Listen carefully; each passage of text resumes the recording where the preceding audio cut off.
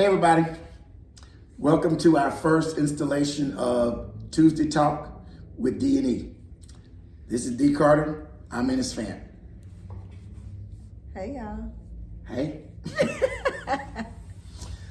Each week we're going to come to you talking about a different series of issues regarding life insurance that we think are very important to our community. And most of it people don't even think about, and then they overlook it until there's a death in the family and it's like, oops, I didn't know. So we're trying to fill that void to make sure at least you know exactly what goes on with regards to life insurance and different aspects of it. So we're gonna pick different topics, and look, we don't mind hearing from you about things you may wanna know some information about, whether difference between term, whole life, universal life, index universal life, whatever. So we'll talk about whatever you guys wanna talk about, but we're also gonna pick some subjects that we think are important because they come up way too often in our community and people don't have a clue. So what's the first issue we're gonna talk about tonight that comes up so often in our community that people don't have a clue? All right, and so one of the things that we've been running into is I'm so thankful that a lot of you are now getting life insurance and, on your job and everything. But the issue is with the job insurance is that they don't have the living benefits that are actually available to you for life insurance. And so if you got life insurance on your job, kudos to you. I'm glad that is one step closer. But you need to know what you're actually paying for on the job with that life insurance. And 9 times out of 10, it is not covering everything that you could actually possibly benefit from the policy. You being nice. Listen. Well, I'm nice. I know. We go through it all the time. Listen, if you got life insurance at work, there is a 98% chance that no beneficiary of yours will ever benefit. People like insurance at work because they take it out of your check. It's only $50 a pay period or something small in your mind, but it's still expensive. But let's just talk about 2 things. Dee talks about the living benefits. That's a whole nother discussion in itself about you need insurance, not when you die, but you need insurance while you living, when you sick, hurt, and can't work. Sick, hurt, and can't work, because that's going to happen. And you need money to pay your mortgage, to pay your rent, to pay your car payment, to pay the kids' tuition. You're gonna need money when you sick, hurt, and can't work. So that policy you got at work doesn't have living benefits. But let me just ratchet it up a little bit more. Not only does it not have any living benefits, that if you die, it'll go to somebody, but there's a 98% chance that nobody will ever benefit from that policy. Let me reverse it. Only 2.8% of people ever benefit from life insurance on a job. 2.8%. That's why it's so cheap. And in some jobs, they even just give it to you because it's never going to have to pay out. Mm-hmm. Tell us why it won't ever pay out. Because 9 times out of 10, you probably won't retire there, and you can't convert it if you go to another job.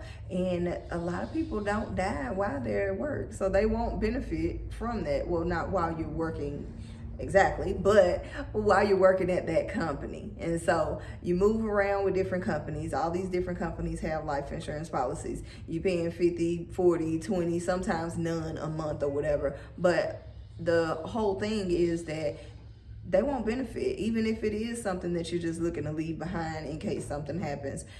They won't benefit from that policy because 9 times out of 10, you're not going to be working there and you can't take it with you to your next job. There's an old saying that facts tell and stories sell. Let me give you an example. Let's say you work XYZ, you grinning because you got some good life insurance, some good insurance on that good job. All right. And let's say you not one of those people who change jobs every 3 years. You've been there 5, 6, 7, 8, 9, 10. Mm-hmm. But guess what? You all of a sudden get sick. Now you're sick, and now you have to leave the employment of the job. You can't take the life insurance with you in most cases. Now somebody gonna be slick-mouthed and smart and say, well, my job will let me take it with you. Yes, if you have COBRA, you can take it with you. But guess what? You don't get to pay that little $20 or $40 you was paying while you was working. It now is gonna be $500 or $600 a month that you can't pay. So you still don't have any life insurance 90% of it can't go with you at all. If you just happen to have a job that would let you take it with you, it's so expensive you can't afford it. Okay? Now you're sick, plus you don't have the income you had. All right, so now you sick, hurt, can't work, left the job, don't have the life insurance anymore, and now you're sick. So guess what you can't get now? Nothing. Now you can't even get any life insurance because that good insurance you had on the job, but you didn't die while you was working. You left the job, now you sick, left the insurance, and that you sick, you can't get any. Please, folks, don't just ride around, talk about I got life insurance on my job. If you have life insurance on your job, you really don't have any insurance. The only people who benefit from life insurance on the job are people who die while they're still working, which means you was in a plane wreck, got run over by a train, car wreck, something. You died accidentally. Something happened on the job. Most people don't die while they still living. You leave the employment, which means you leave the insurance. Now you're sick, you can't get any more. Get your own policy. We're going to have probably another discussion. Dee love to talk about living benefits, and they're extremely important. And there's a whole list of them that really is money for you while you live. And when you sick, I always say you may not die between 35 and 65, but between 35 and 65, at some point you're going to be sick, hurt, and can't work.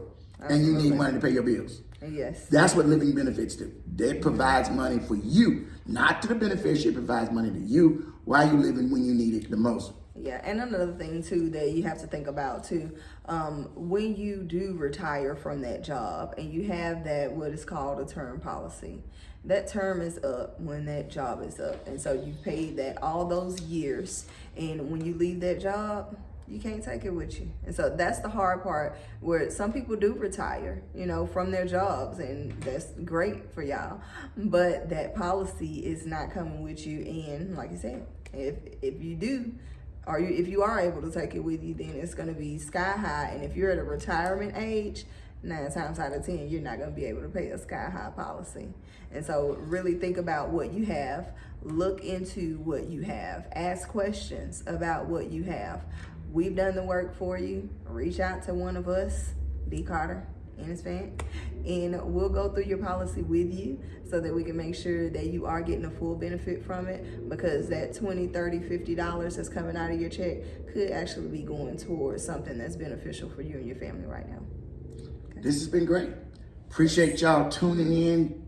If you just got an insurance policy at work, please call one of us. Get you a personal policy. And it won't be a term policy that ends in 20 years and then you don't have anything. We don't do those. Yeah. So contact us, let us help you. This has been our first installation of Tuesday Talk with Dee and E. I came up with the name. I don't know if she liked it or not. I guess she's probably just going along to get along. I'm here for y'all, okay? I like the little name. I like the little name. I know, it's fun. All right. Y'all be good. We'll see you next week. All right. Bye.